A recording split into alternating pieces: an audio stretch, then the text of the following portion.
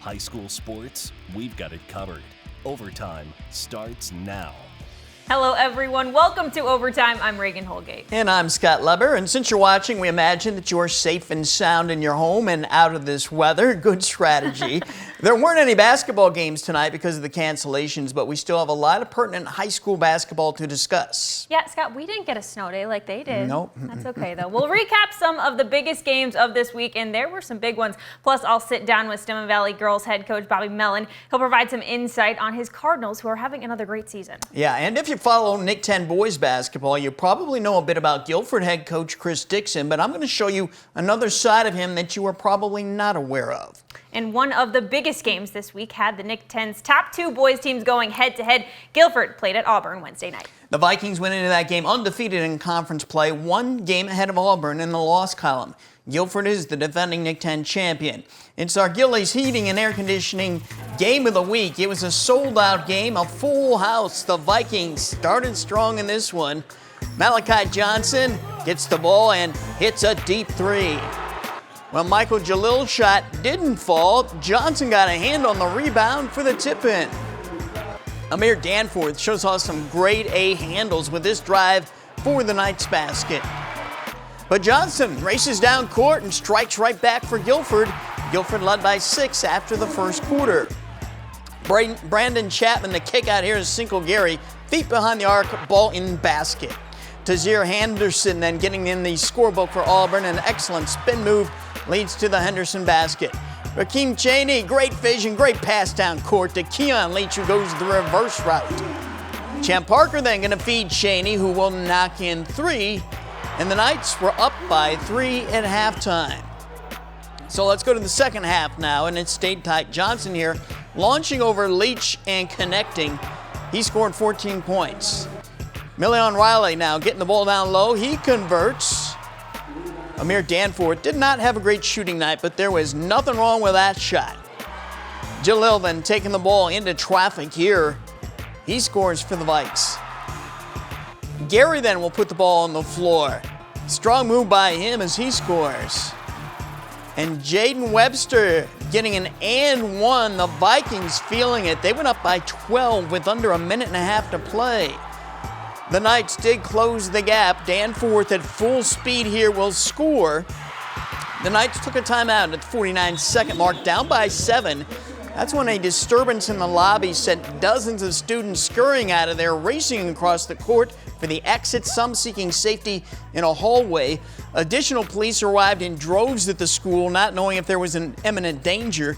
Fortunately, there was not. The game was not resumed. The final 49 seconds were not played, so this one goes down as a Guilford win, 54-47. So with that, let's give you a look at the current Nick 10 standings. Guilford sits on top at 10-0. Auburn is 7-2. Their rematch at Guilford will be February 14th. Belvedere, North, and Freeport are tied for third at 6-3. Jefferson's part of a three-way tie for fifth place at 4-5. The Jayhawks, they impressed me last Saturday against Auburn. They have excellent length and athleticism. The other two teams at 4-5 are Boylan and Hononegah. Harlem is next at 3-6, and then East and Belvedere fall in behind.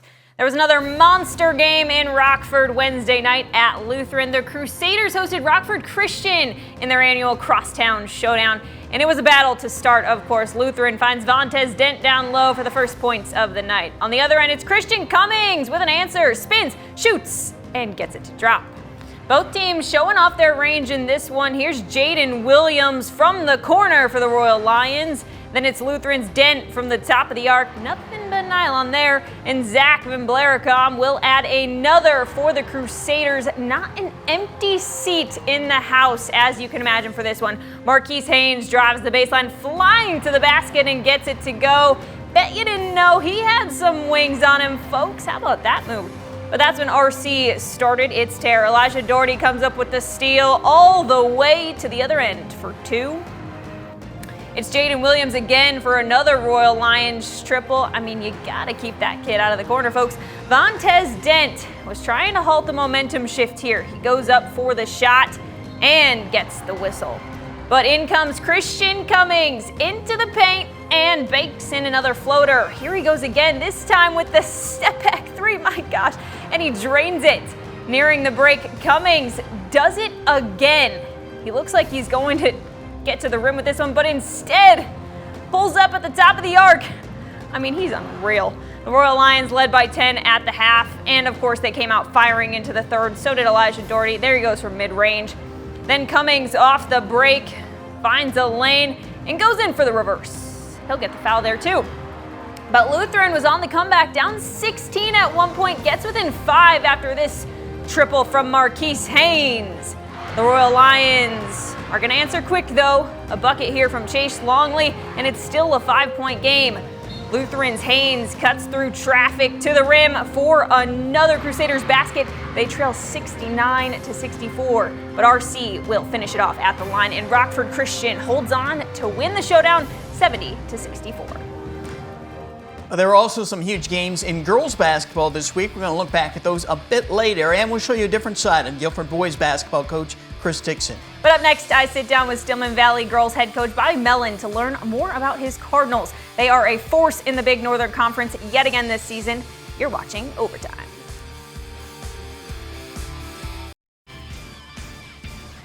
The Big Northern Conference girls race is extremely competitive once again this season. You got Dixon, Lutheran, defending champion Byron, and Stillman Valley, all with legitimate championship hopes. Stillman Valley won 28 games overall last season. The Cardinals are 17-4 so far this season. I spent a few minutes this week with their head coach, Bobby Mellon, to learn more about his team. Take a listen. I feel like every season, no matter what year it is, Stillman Valley and your girls program is one that is always in the conversation. What is the key to the success of your team? I mean, that's a great compliment, but I think that we really just try and put an emphasis on every single day showing up and really striving to get better. And it's that incremental growth over a period of time that just kind of reaps the reward of success. I feel like this season there's just as much competition between you, Dixon, Byron, Lutheran, but you guys are still, a contender for a conference title. I mean, that's one of the great things about our conference is it doesn't matter what year it is, it will always be competitive. There will always be that group of teams that's up towards the top that will give you great competitive games that ultimately make you better. We have 4 losses, 3 of them being 4 points, 2 points, 1 point. And so really trying to make sure that when we get in those situations again, we get a different outcome. The girls seem to rally around each other and always come back no matter what. Can you kind of speak on the chemistry of this team and just what it's like? That's one of the things is that even when we are down, I have full confidence in our group of girls that step out on the floor, that they're going to find a way to kind of fight back. And really it just comes down to them being ultra competitive, which is a great thing, but also just wanting to do it for one another. Where did that kind of culture that's around this team now, where has that come from? So it's something that, we've tried to carry on for years and years and years, and now it's kind of funny because you hear other programs say it, but when they break out of a huddle, we've said it for years now of like family. It's really special to be a part of, and it's one of the greatest things about coaching is when you get a group like this that are so committed to succeeding with one another. And I feel like one of the other great parts about coaching has to be when you see your girls and your athletes succeed. And I'm going to kick myself if we don't talk about Maya Jansen in this interview. She's now Stillman Valley's all-time leading rebounder. As a coach, when you see a player, accomplish something like that, just what does a moment like that mean for you? I mean, it's so special. That record was set by Macy Weaver, who I had the privilege of coaching here. And honestly, it was one of those records that you thought was never going to be beaten.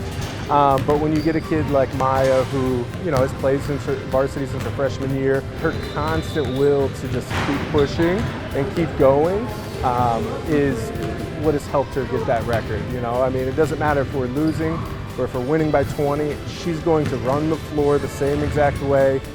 She's going to try and outwork every person that is in her way to secure that rebound. One other girl that we have to talk about too, Taylor Davidson. She just seems, every time I've watched her play, it's just like she's your firecracker out there. It's like whenever you guys need a little bit of a spark, she's going to be that spark for you.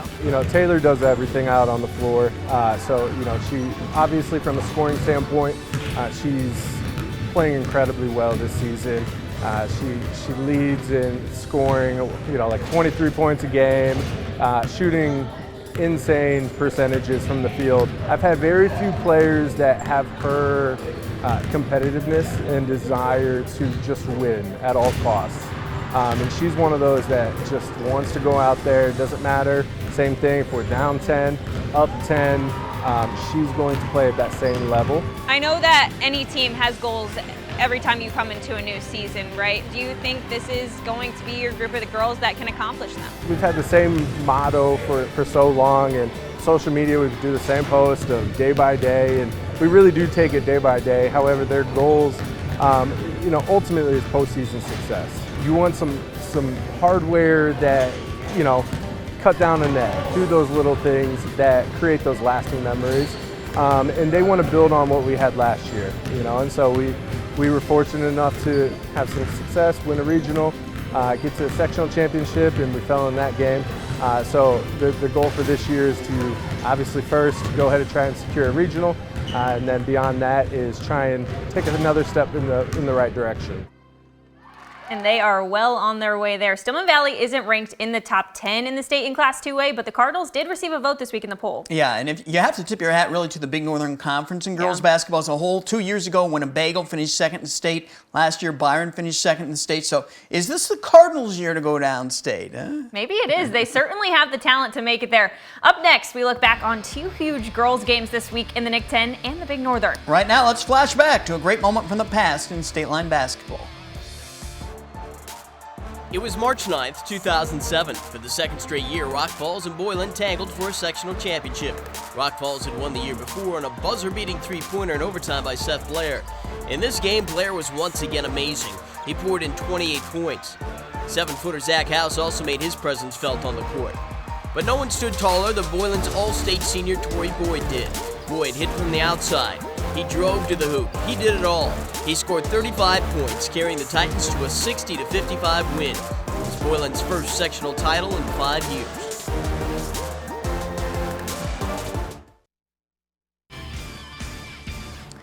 The last time that a Hononegah girls basketball team lost a Nick 10 game was in March of 2021 to Guilford. The Indians had knocked off 46 straight conference opponents. Thursday night in Rockton, that streak was put to the test by a young but very talented Guilford team. Guilford gave Hononegah a battle earlier this season, and it was more the same in this game. We'll pick things up in the fourth quarter. Olivia Robinson snags her own rebound and gets the putback to drop. On the other end, Zaria Burnett strikes from range and sinks the three-pointer. Then Allison Nedvelt feeds Jordan Dimke under the basket for two more. Hano had an 8-point lead halfway through the fourth. In comes Guilford's Denia Gary with the rebound. She takes it coast to coast and off the glass. Then the Vikings find Aisha Smith posted up. She scores with the turnaround jumper, and it's a 3-point game. Guilford trying to play spoiler here. Less than a minute left. Burnett again from the corner to tie it up, and it's 34-34. Now we're going to OT. Maria Otero knocks down a three from the same spot, and the Vikings have the lead. Hano answers with a layup from Dimke, and the Indians trail by one. A late Guilford foul sends Jordan Johnson to the line, and we're all tied again, now at 38. Time for double OT. Dimke left wide open and floats in another. That all but seals the deal. Olivia Robinson will finish it off at the line. Hononegah survives in double overtime over Guilford, 41-38 the final, so the streak is now 47 in a row. That was something else, and that's an incredible team, and that's a team that we know. I mean, obviously we played them at their place. It was pretty much the same thing right there, and we knew coming in that was the type of battle we were in for, and luckily we were able to just get one more basket. We don't talk about it much. I don't know how much they do, to be honest with you, but bottom line is, they deserve, how hard they work. They deserve to have that opportunity to continue that streak. I think it's more mentioned at the beginning and end of the season. At the beginning, it's more for don't let it go down. It's kind of scary, but I think it's overall the biggest motivation. Scott, I have to give it to you. You had a feeling that was going to be a tight game, and you were right. Yeah, well, Guilford played Hononegah tough earlier in the season. Yeah. I think with their athleticism, the Vikings match up really well with Hononegah. Yeah, but it's still Hononegah leading the conference by one game over Boylan. Those two will play each other February 2nd at Boylan. Well, there was a great Big Northern Conference matchup in Rockford Thursday. Dixon, with 14 wins on the season, took on 15-game winner Lutheran in girls hoops. And how about Lutheran sophomore Soraya Parker? She's been filling up the stat sheet this season. Here she gets a steal, and she'll finish with a basket. And I'll tell you what, her future is so bright you need sunglasses to watch her, people. Here's Parker again. This looks like an instant replay. Another steal, and she's going to get points again.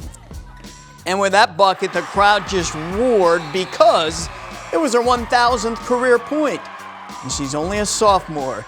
The game was stopped for a celebration, and Soraya, she was on a mission to give 2 big hugs to her mom and dad up in the stands, and she knew right where they were.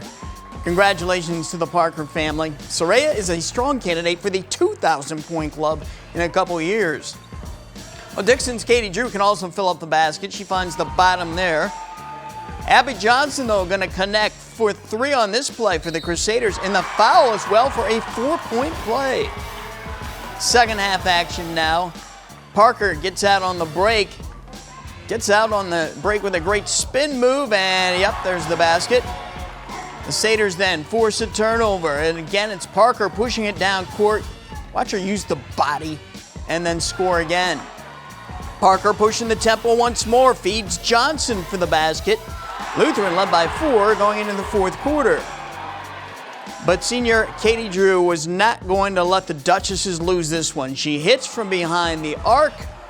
She's going to come right back with another one. Drew scored 21 points in this game, and the Duchesses defeated Lutheran 40-36. Both teams are now 3-1 in Big Northern play. So here's how the girls' race looks in the Big Northern Conference right now. There are 4 teams that have a legitimate shot at the championship. Byron is currently out in front at 5-0. Dixon and Lutheran are both 3-1. Stillman Valley has only played 3 conference games so far, and the Cardinals are 2-1 there. I'm surprised, but not surprised at the same time that Byron's doing so well. I'm surprised only because they graduated so many good players from last year's team, but then they've got the amazing Macy Girl-Herring back, and Coach Yearley has a great system and feeder program in place. So yeah, they're always going to be a threat. Yeah, that's going to be an amazing race down the stretch. And as we heard Bobby Mellon say earlier in the show, those teams will only toughen each other up for the postseason. All right, up next, it's our Overtime Spotlight segment. Guilford boys basketball coach Chris Dixon has his basketball team, but he also has another team and a higher purpose than winning basketball games. He's also out to win and nurture souls.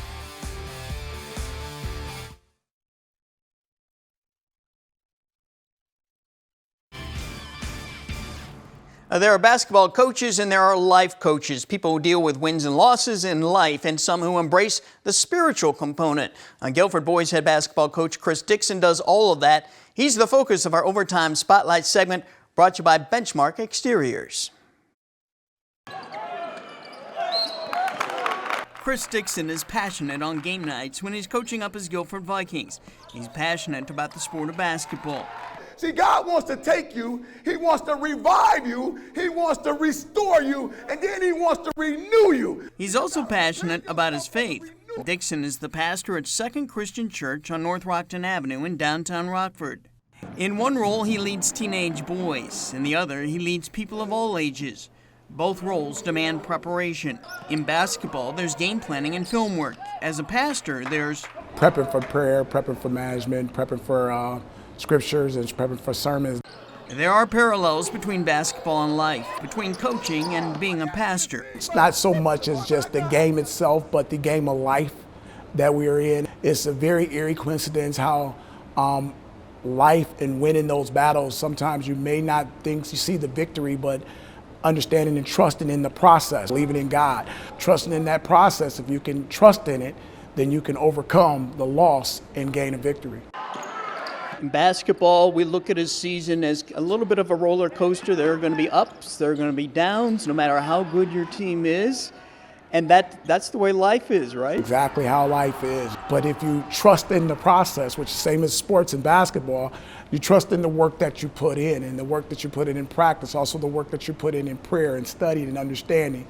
And that roller coaster ride will go up. Dixon had to learn to trust the process. He spent many, many years as an assistant basketball coach at Rockford Jefferson and then at Rockford East, waiting and waiting for his chance to get a head coaching job. He got discouraged and almost moved to South Carolina a few years ago. But then his chance came. He got the head coaching job at Guilford, and that same year, he got his job as a pastor. He believes it was all God's plan for him. He kept bringing me back. This is where I want you. This is where I want you. This is where I need you. He made everything clear to me that this is the job I have you to do. Not only will you be a coach on the court, I also have you being a coach in lives of others. Last basketball season, it really came together for Dixon and for Guilford. The Vikings won their first Nick 10 championship in 23 years. But for Dixon, true victories go beyond the basketball court. And being a mentor to teenagers is more than coaching them up on X's and O's. It's also teaching them core values of life and how to become better men as well as better players. I always tell them that I win when they win, and not just on the basketball court.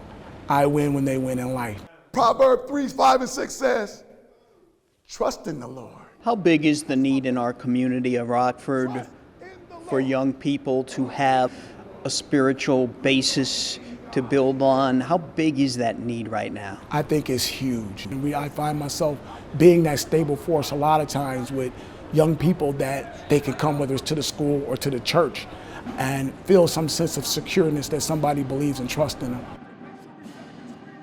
And if you didn't know, Dixon grew up in Rockford. He graduated from Jefferson in 1989, and he also has yet another job. He is a production supervisor at Piranha Mega Fab in Rockford. He is certainly making a positive impact on a lot of people and on our community. We have more to come after one final break. Here's another look back, though, at another State Line basketball flashback moment. It was February of 2008. Byron and Forreston met up in the girls' Class 2A Forreston Regional Championship game. The Tigers were favored behind their senior All-State guard, Megan Considine. Considine and the Tigers didn't disappoint. Considine controlled the game with her ball handling, defense, and scoring. She poured in 32 points, nearly outscoring the entire Forreston team herself. Byron won the game 54-33.